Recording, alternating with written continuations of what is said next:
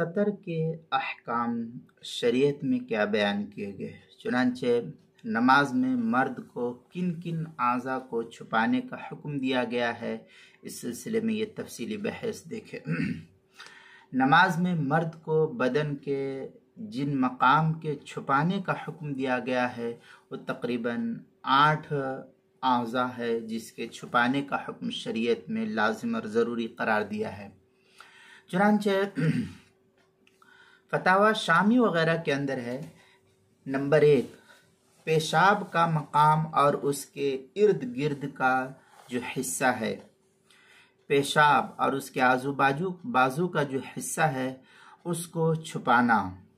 Number 2 खुसियतैन और उसके इर्द गिर्द का हिस्सा, खुसियतैन अंडू जिसको कहते हैं, आड़ जिसको कहते हैं, बिहार वगैरह के अंदर इसको आड़ कहते हैं और मुहज़्ज़ब अल्फाज में इसको खुसियतैन कहते हैं और बाज़ इलाक़ों के इसको अंडू भी कहते हैं। बहरहाल खुसियतैन ये मुहज़्ज़ब अल्फाज है और इस लफ्ज़ को कहना ये ज़्यादा मुनासिब है।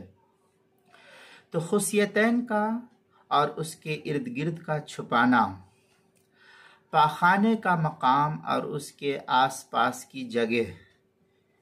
पाखाने का मकाम एक तो जिस रास्ते से जो मखरज है पाखाना जिसको गांड कहते हैं, तो पाखाने का जो मकाम है इस पाखाने के मकाम को तो छुपाना ही है, इसके आगे पीछे जो हिस्से है और इसके आजू बाजू का जो हिस्सा है रान वगैरह, इसको भी छुपाने का हुक्म दिया गया है। दोनों कूल्हे चूतड़, दोनों कूल्हों का छुपाना।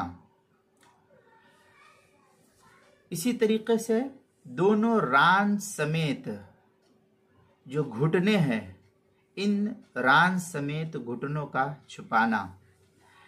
नंबर 8 नाफ से लेकर के जो ज़ेरे नाफ बाल और उसके मुकाबिल में कोख, पेट का हिस्सा और पीठ का हिस्सा है, चाहे वो आगे का हो या पीछे का हिस्सा हो, इन तमाम 8 आज़ा को छुपाने का हुक्म शरीयत में दिया गया है। इन तमाम को छुपाना चाहिए, यही शरीयत का हुक्म मर्द हजरात के लिए दिया गया है।